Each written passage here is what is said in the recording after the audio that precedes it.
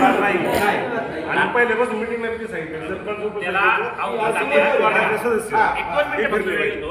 अवधी असं आहे एक तास तारीख आहे आपली 12-18 राहिले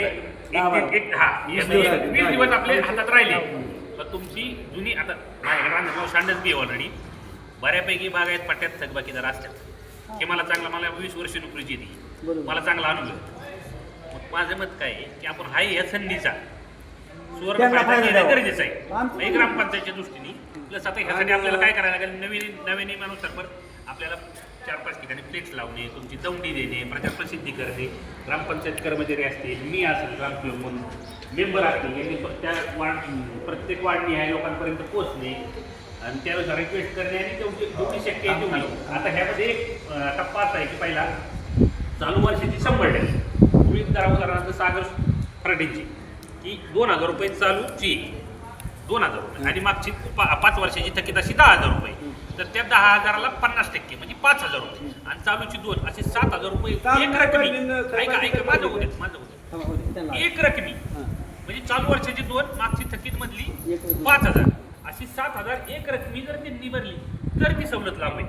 ती पण 31 डिसेंबर पर्यंत अभियान कालावधीच्या नंतर हा विषय आला तर नाही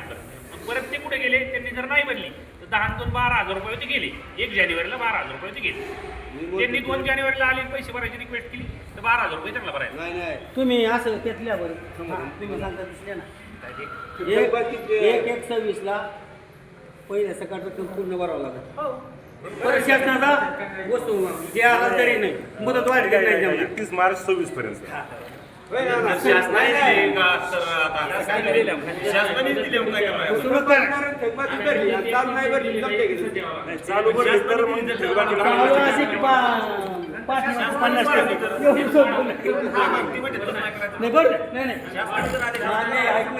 त्यांचं चांगले वसूल होते ग्रामपंचायत नफेती पण परिस्थिती अशी की भारतीय ह्याचा विश्वास नाही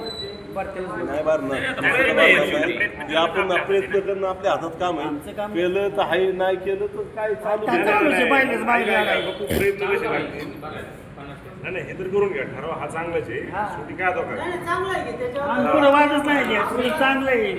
ग्रामपंचायत 1 रुपया समजा ह्यांचं म्हणणं नाही चालू वर्षाची आणि जे रेग्युलर त्याच्यासाठी काय अहो तुम्ही भाडा बापू तुम्ही बक्षीस ठेवलं होतं नाही तरी लोक नाही आली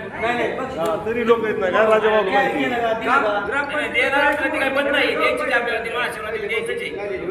आता लागतच दसरा दिवाळी आणि आता उदाहरण सांगितलं